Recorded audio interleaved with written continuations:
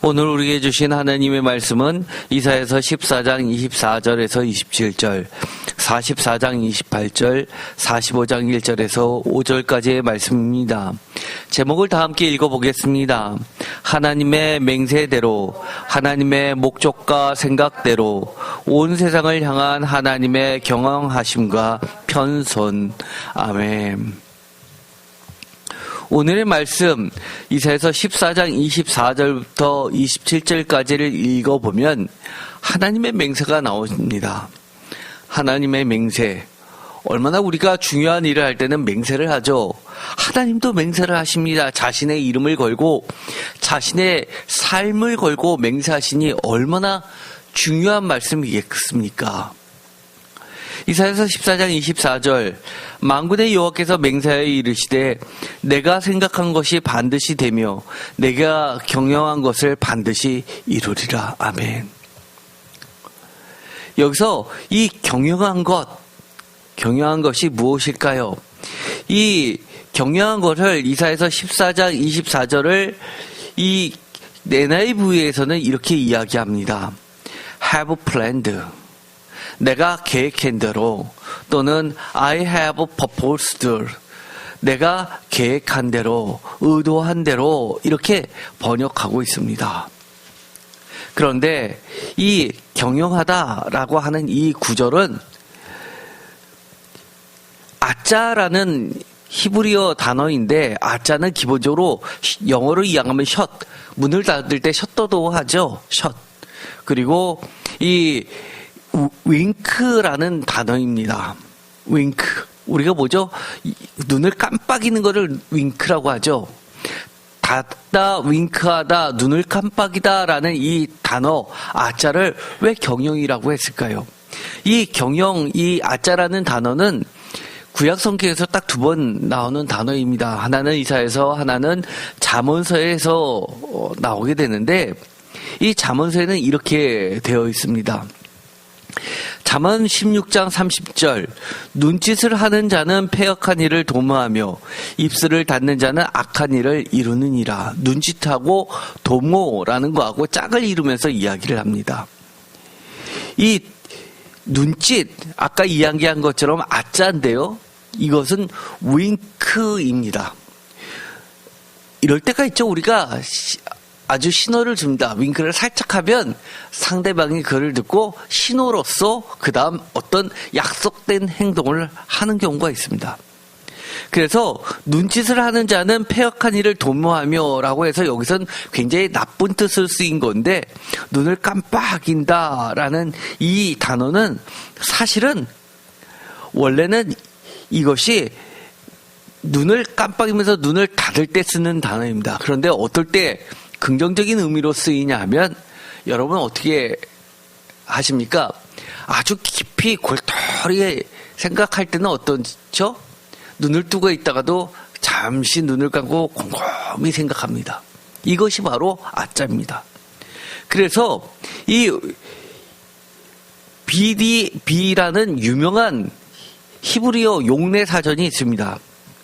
그런데 이 아람어에서부터 출발한 이 단어는 심지어 think, 생각하다라는 단어로도 사용된다고 합니다. 그래서 이거는 곰곰이 생각하다, 심사숙고하다라는 그 뜻으로 발전하게 됩니다. 쉽게 말해서 하나님께서 윙크 또는 눈을 깜빡이는 것은 내가 곰곰이 생각해서 짜낸 계획은 반드시 이룬다고 하는 겁니다. 얼마나 심사숙고했으면 이것이 단순히 스쳐 지나가는 생각이 아니라 아주 깊이 생각한 것을 의미합니다. 그런데 이 구절을 보면 이렇게 되어 있습니다. 아수르에 대한 이야기입니다. 25절 내가 아수르를 나의 땅에서 파하며 나의 산에서 그것을 짓밟으리니 그때 그의 멍에가 이스라엘에게서 떠나고 그의 짐이 그들의 어깨에서 벗어질 것이다. 우리가 잘 알고 있듯이 이 북이스라엘은 아수르에 의해서 멸망이 당합니다. 그러자 이 남유다는 아수르의 그 무시무시한 침공을 보았기 때문에 풍전등화의 상황 속에서 남유다도 멸망할 것이 두려움에 떨고 있을 때 이사야 선지자를 통해서 하나님이 말씀해 주십니다. 아수르를 파하시겠다는 겁니다. 그런데 여기서 보면 문제는 아수르입니까? 아수르까지입니까? 사실 아수르 다음에는 바벨론이 있었죠. 남유다는 바벨론에 의해서 멸망합니다. 우리가 인생을 살다 보면 그런 경우가 있죠. 최악의 경우라고 생각한 경우가 있습니다.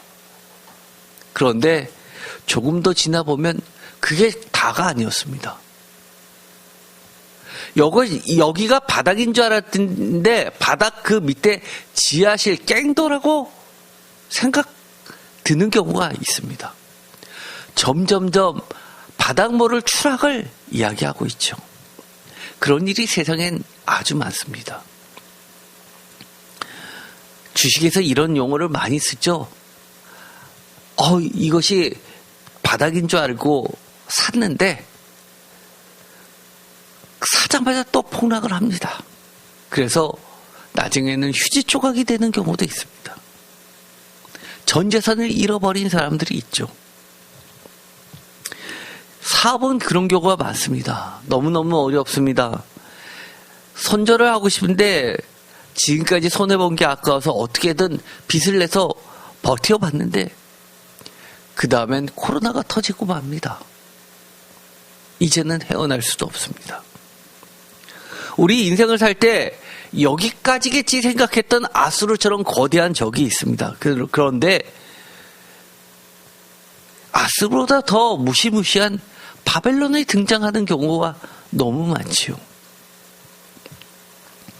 하나님께서는 26절에 이렇게 이야기합니다. 이것이 온 세계를 향하여 정한 경영이며 이것이 열방을 향하여 편선이라 하셨나니 아수르를 이 바벨론을 들어서 멸망시킵니다.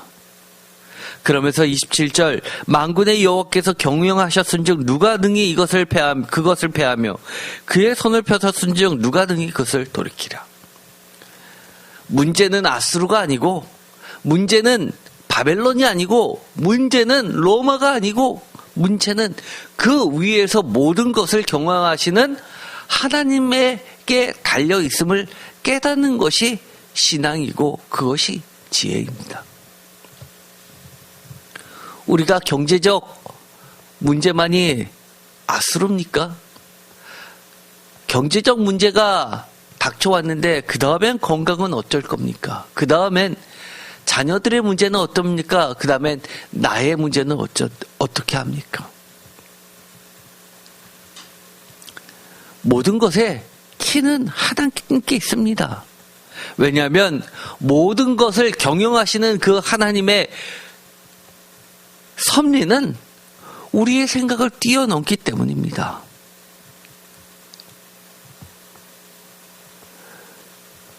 이 잠언서에 눈짓을 하는 자는 패역한 일을 도모하며 라고 할 때 이 잠언서 16장 30절에 나와 있는 이 도모라는 것은 카라츠라는 단어인데 영어로는 립입니다.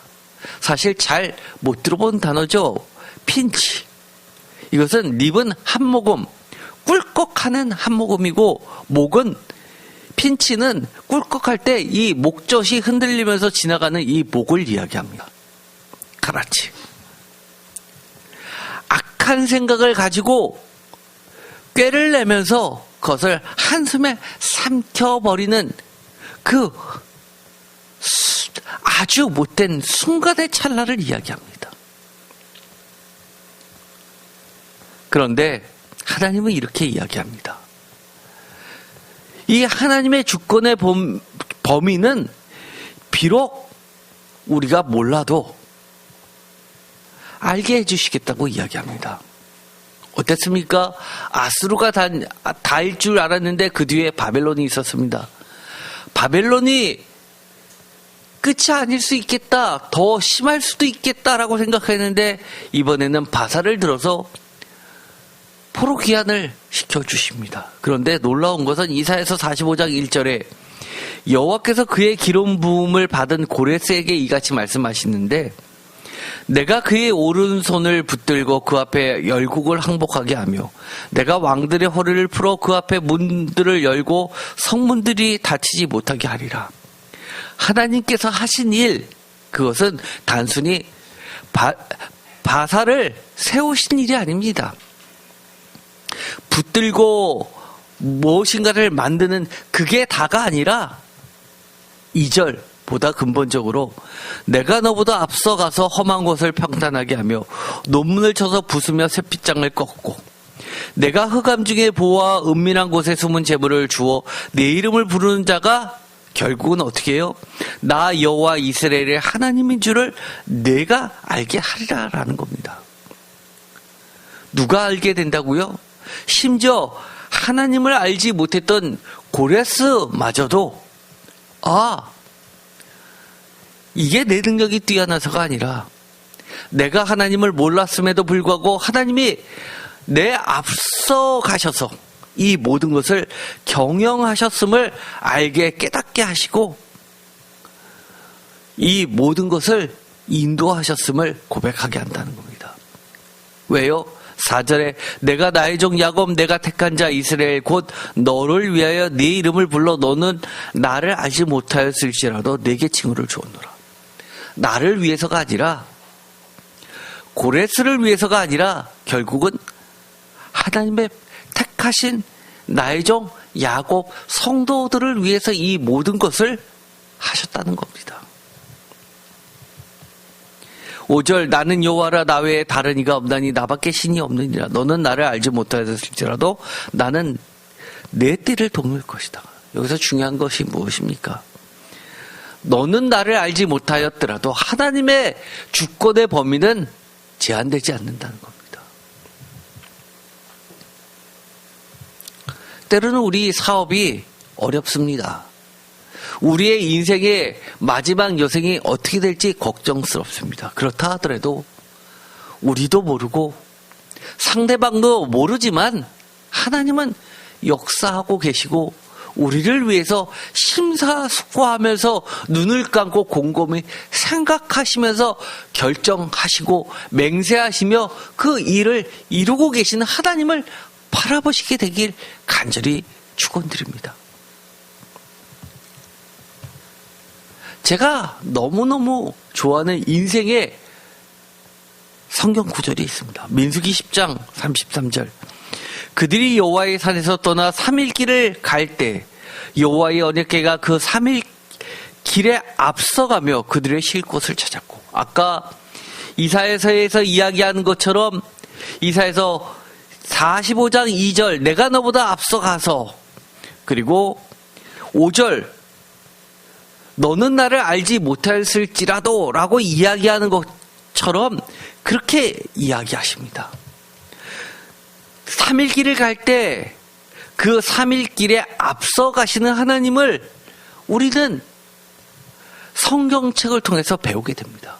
그리고 그 내용은 단순히 성경책의 글자가 아니라 하나님을 간절히 소망하고 믿고 따르는 우리 백성들, 우리 성도님들, 우리의 삶 가운데 살아있는 텍스트로 찾아오게 됩니다. 저는 늘 이것을 경험하게 됩니다. 3일길 완전수이죠. 우리 인생 전체 완전한 그 전 인생을 걸쳐서 하나님은 언제나 저의 계획보다 항상 앞서서 가셨습니다. 그래서 제가 쉴 곳을 찾아주셨습니다. 그들이 진영을 떠날 때 낮에는 여호와의 구름이 그 위에 덮였었더라. 괴가 떠날 때 모세가 말하되 여호와여 일어나사 주의 대적들을 흩으시고 주를 미워하는 자가 주 앞에서 도망가게 하소서 하였고, 괴가 쉴 때에는 말하되 여호와여 이스라엘 종족에게로 돌아오소서 하였더라. 비록 모세조차도 나아갈 때는 걱정스럽습니다. 여호와께서 우리와 함께 가시지 않으면 어떻게 할까? 우리가 가는 길 가운데 적들을 만나면 어떻게 할까? 두려움이 있었습니다. 또 막상 그 적들을 만나 물리쳤다 하더라도 하나님께서 다시 우리에게 돌아오시지 아니하면 어떻게 하냐 걱정될 때가 있었습니다. 그럼에도 불구하고 하나님은 늘 항상 우리와 함께 계셨습니다. 이것이 제가 제 마음밭에 새겨놓은 하나님의 맹세요 약속입니다. 제가 늘 그렇게 이야기했죠. 정말 개척하고 저와 제 아내 둘이서 새벽 예배 아무도 없을 때 둘이 드렸던 그 설교 말씀을 제가 두 번째 수술 때 정신을 잃고 혼수 상태에 빠져 있을 때 하나님의 그 설교를 처음부터 끝까지 그대로 돌려주시고 저를 깨워주셨습니다. 3년 전에 했던 그 설교를 그대로 보여주시면서 저를 위한 설교를 해주셨습니다.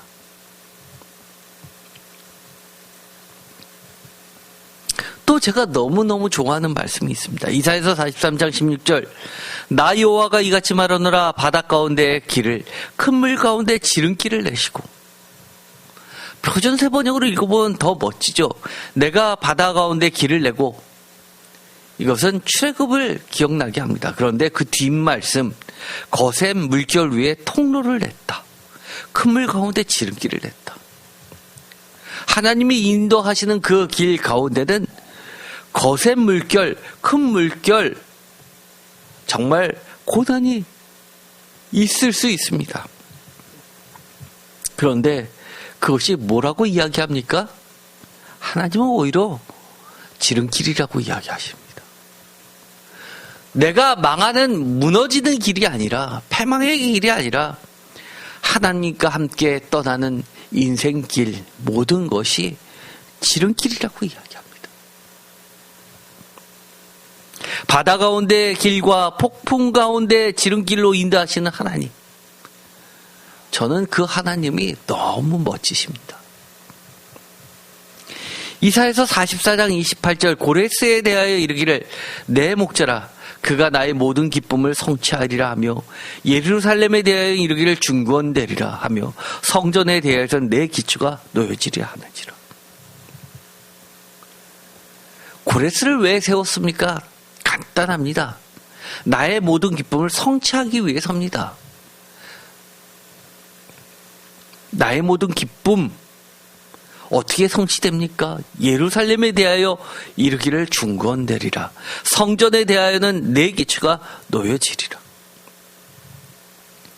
무너진 성전, 무너진 예루살렘 재건하는데 복구 비용이 얼마나 들까요? 전 세계에서 그렇게 부유하다는 이스라엘 이번 전쟁을 통해서 재정이 이만저만 파탄 지경에 이르게 됐다고 걱정들을 많이 합니다. 저도요 20년 전에 종합상사에서 근무할 때 제가 신규개발팀에 있었습니다. 우리 상사가 종합상사가 안 했던 일들 중에서 새로운 신규 아이템을 개발하라고 사장님으로부터 명령을 받아서 조사하다 보니까 뭐가 나왔냐면 사탕수수, 설탕, 원료가 나왔습니다. 대한민국에서 그것을 핸들링하는 곳이 없었습니다. 아시아에서는 미쓰비시 상사나 일본 상사, 이토츠 같은 데서 쥐고 흔들었습니다. 그런데 놀라운 것은요, 전 세계 사탕수수를 다 주물럭주물럭하고 고무를 주물럭주물럭하는 그 큰 손이 어딘지 아십니까? 이스라엘이었습니다. 깜짝 놀랐습니다. 그 판에 들어갈 수가 없었습니다. 안 껴줍니다. 대한민국의 7대 종합상사인데도 불구하고 콧방귀도 안 꼈습니다. 원료라는 게 얼마나 무서운 줄 아시죠?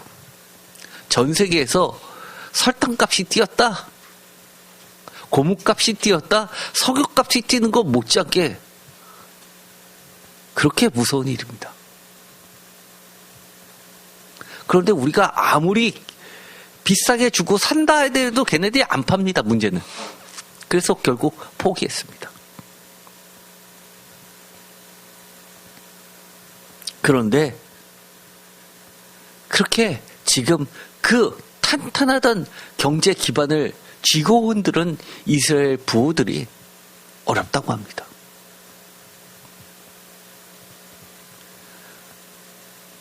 하나님은 어떻게 그들을 움직이실지 사실은 우리 모두는 앞이 보이지 않지만 그것은 하나님의 놀라운 경영 방식일 겁니다. 마찬가지입니다. 우리에게도 이런 일들이 많이 있습니다. 내 눈에는 안 보여도 하나님은 우리에게 이렇게 이야기합니다. 내가 너의 인생을 무너졌던 곳을 수축하면서 재건시킨다라고 이야기합니다. 우리 60대 이상만 되면 어떻게 됩니까? 인생 꼬꾸라졌다고 생각들 합니다. 그런데 말년이 더 복된 인생 얼마나 멋집니까? 저도 50이 넘어가니까요. 왜 이렇게 겁이 많은지 모르겠습니다. 뭘 할래도 그렇게 두려움이 많아졌습니다. 어린아이가 돼서 늘 기도하면서 하나님 손 꼭 붙잡고 가는 심정으로 그렇게 늘 기도합니다. 여기 계신 분들도 제 성격 잘 알 겁니다. 과거에 제가 목회자 되기 전에 평신도 때 의료선교에 못 사는 국가들에 갔을 때 제가 어떤가요? 많은 선교회 회원들은 아주 즐겁게 웃고 아무런 걱정 없이 지내는데 저는 초긴장을 하고 다녔습니다. 치안도 걱정이었고요. 사고 날까봐 정말 저는 의료 선교에 가가지고 별로 이게 심적으로는 쉬지를 못합니다. 사고가 터질까봐. 원래 성격이 모든 게 걱정투성이었고 그래서 하나하나 다 고민하고 정말 그 안전하다는 관광지에서 우리 성도들 2명이 사라졌을 때 한밤중 내내 잠도 못 자고 경찰서에 신고하면서 바이어에게 연락해서 사람 찾게 해달라고 저는 그거 아직까지도 잊지 못합니다. 그런데 인생이 그것만 있습니까? 앞으로 우리의 인생은 점점점 예측 불허입니다. 그런데도 하나님께서 이렇게 이야기하십니다. 심지어 하나님을 믿지 않는 백성들을 통해서도 하나님을 모르는 사람들을 통해서도 전 세계를 통해서도 하나님은 경영하시면서 우리의 하나님의 백성들을 충건하면서 기초가 다시 놓여지게 된다고 약속해 주십니다.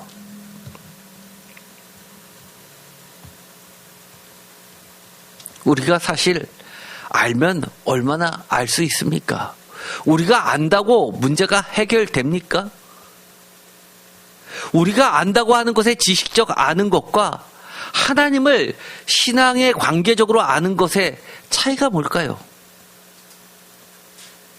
우리의 지식이 우리의 근본적 심각하고도 절박한 문제들을 해결해 줄 수 있습니까? 그러나 우리가 지식이 없어도 지금까지 이야기한 것처럼 하나님을 관계적으로 인격적으로 알면 우리가 해결 방법 몰라도 어떤 힘센 사람 몰라도 하나님이 우리를 인도해 주신다는 것에 대해서 굳은 믿음을 갖게 되고 하나님의 샬롬 안에 거하게 됩니다. 하나님은 힘써 알라라고 했다고 우리가 성경 말씀을 지식적으로 알면 그게 아는 겁니까? 아닙니다. 그렇지 않습니다.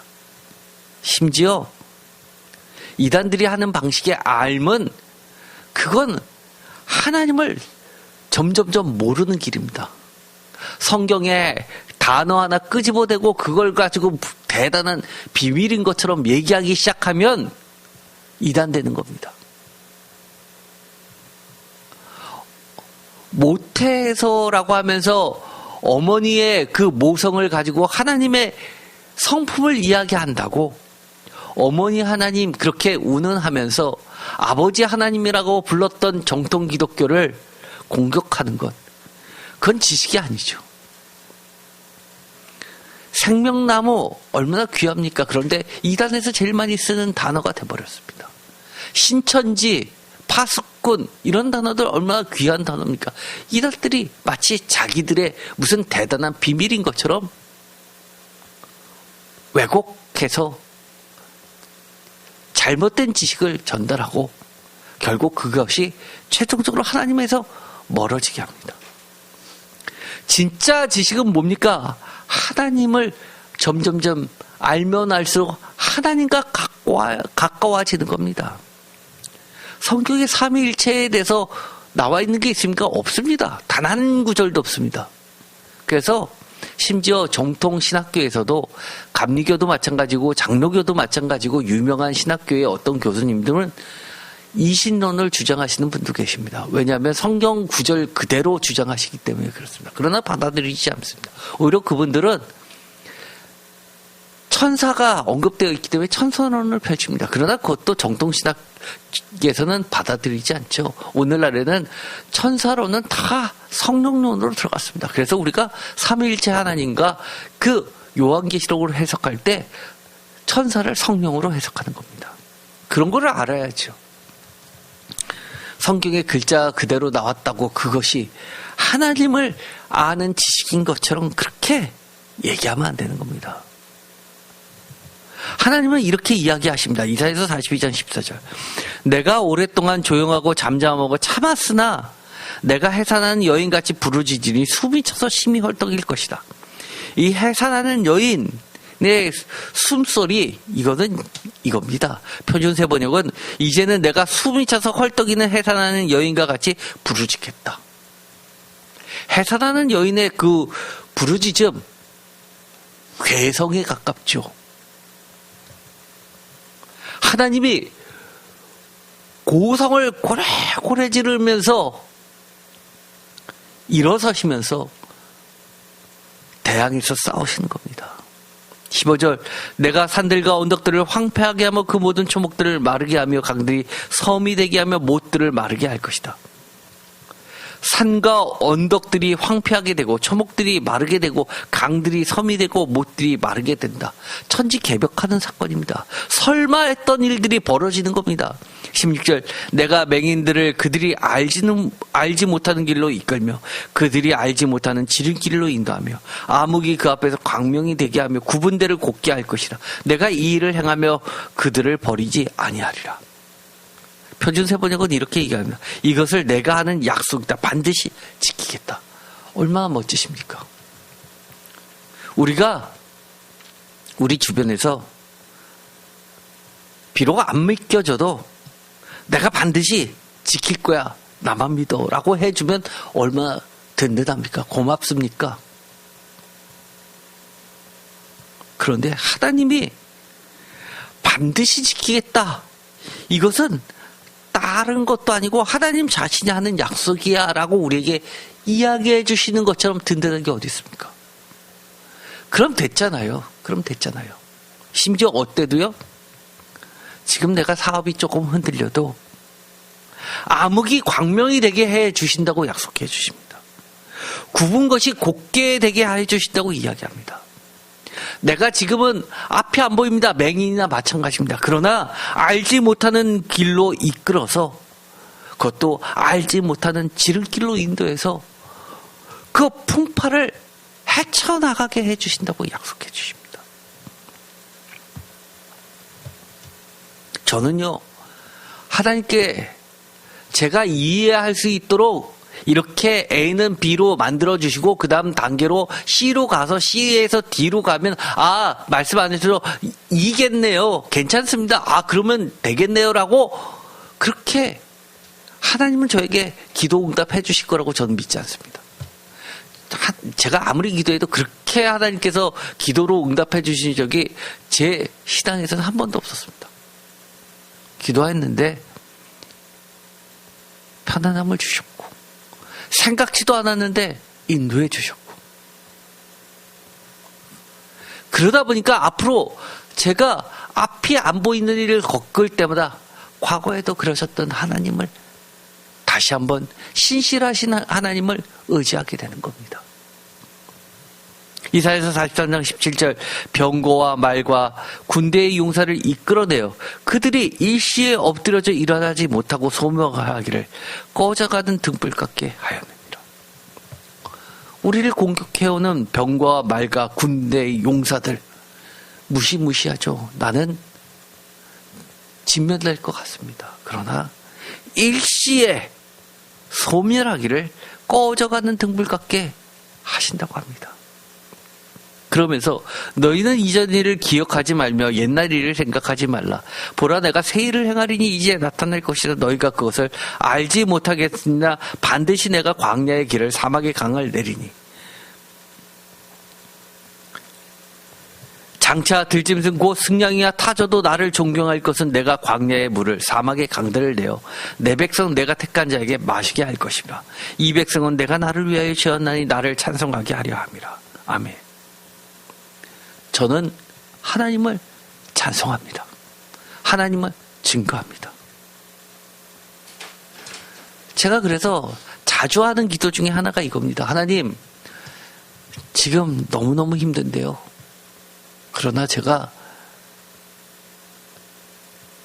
모든 사람들에게 분명하게 그때 내가 하나님을 찬양했잖아 라고 이야기할 수 있게 해주세요 라고 기도합니다. 문제가 해결되면 그때 가서 얘기할게요가 아니라 문제가 해결 안 됐음에도 불구하고 하나님을 믿고 찬양할 수 있다는 것 얼마나 감사합니까?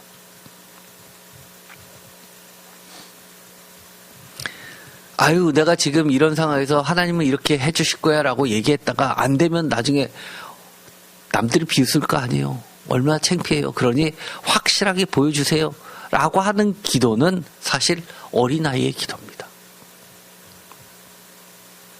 미숙한 기도죠. 이사야서 48장 6절 내가 들었으니 이 모든 것을 보라. 너희가 선전하지 아니하겠느냐. 이제부터 내가 새 일 곧 내가 알지 못하던 은비한 일을 내게 듣게 하노니 이 일들은 창조된 것이 아니요 옛 것이 아니라 오늘 이전에는 내가 듣지 못하였으니 이는 내가 말하기를 내가 이미 알았노라 하지 못하게 함이라.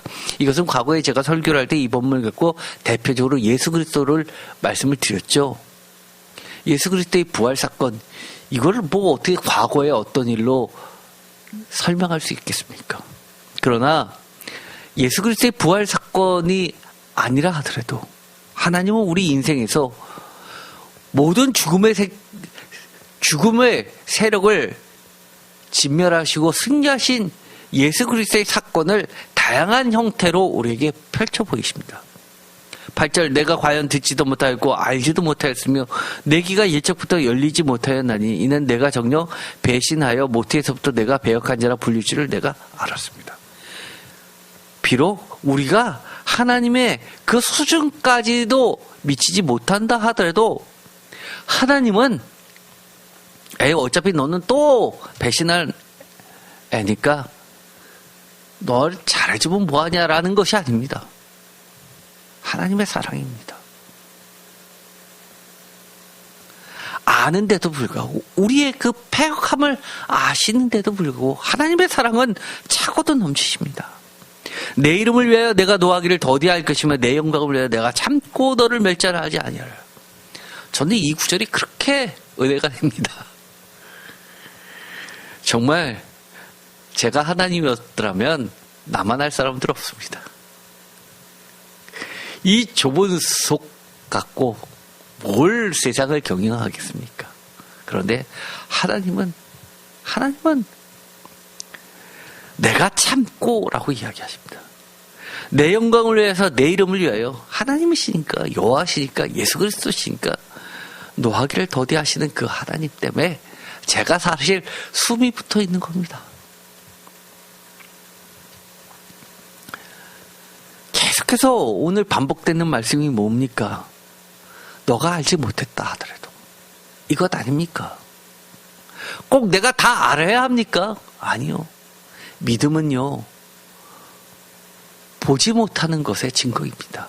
이사야서 45장 4절 내가 나의 종 야곱 내가 택한 자 이스라엘 곧 너를 위하여 내 이름을 불러 너는 나를 알지 못하였을지라도 내게 칭호를 주었느니라.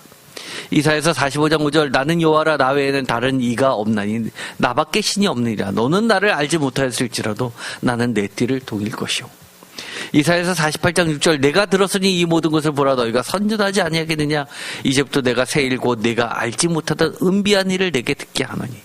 55장 5절 보라 네가 알지 못하는 나라를 내가 부를 것이며 너를 알지 못하는 나가 내게로 달려올 것은 여호와 내 하나님 곧 이스라엘이 거룩하신 이로 말미암습니다. 이는 그가 너를 영화롭게 하였느니라. 아멘. 정말 아멘 아닙니까? 믿음. 제가 늘 반복하죠. 하나님의 신실하심을 믿는 믿음입니다. 이 믿음과 순종, 사실 이 순종은 영적 차원으로서의 응답입니다. 나의 의지로서 하는 것이 아니라 영적 차원일 때만 온전한 순종이 가능합니다. 정말 내가 할 수 없는데도 불구하고, 정말 죽기보다 싫은데도 불구하고 하나님의 인도하심 때문에 순종할 수 있게 됩니다. 이 믿음과 순종은 항상 우리를 중요한 이야기입니다. 새로운 삶의 차원으로 또다시 인도해 줍니다. 우리가요, 하나님을 더 깊이 알지 못하는 이유가 뭔지 아십니까?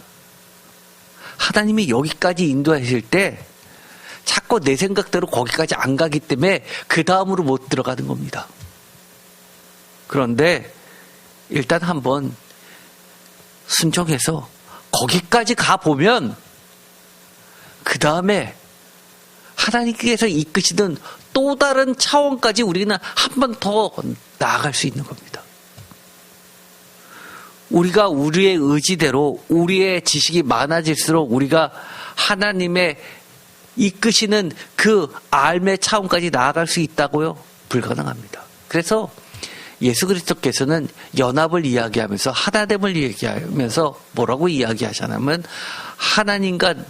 하나님 안에 내가 라고 이야기하고 예수 안에 너희가 라고 이야기합니다. 우리가 하나님 안에 예수 안에 들어갈 때만 사실은 하나됨이 가능한 겁니다. 우리의 믿음은 알기 때문에 형성되는 믿음입니까? 아니면 우리가 다 알지 못하더라도 하나님의 신실하신가 하나님의 약속과 하나님의 맹세 때문에 가능한 것입니까? 저는 오늘 이렇게 여러분께 초청드리고 싶습니다. 하나님의 맹세대로 하나님의 목적과 생각대로 하나님의 경영하심대로 우리가 나아가게 되기를 간절히 축원드립니다. 기도하고 마치겠습니다. 하나님은 우리를 생각하실 때 그저 보이는 대로 생각나는 대로 얘기하시는 게 아니라 정말 눈을 깜빡이면서 곰곰이 심사숙고하시면서 우리에게 하나님의 인도하시는 팔을 내밀고 계시다는 사실을 깨닫게 됩니다. 하나님의 경영하심을 우리는 굳게 붙잡습니다. 하나님의 맹세하심을, 하나님의 신실하심을 우리는 굳게 믿습니다.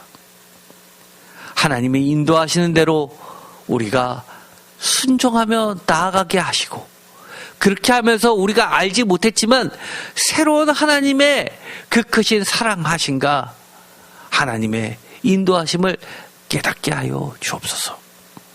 비록 우리가 알지 못하지만 우리 앞에 닥쳐오는 그 고통이 있지만 그 풍랑 가운데 지름길로 인도하시는 하나님을 믿고 나아가게 하여 주시옵소서. 예수 그리스도의 이름으로 기도드립니다. 아멘.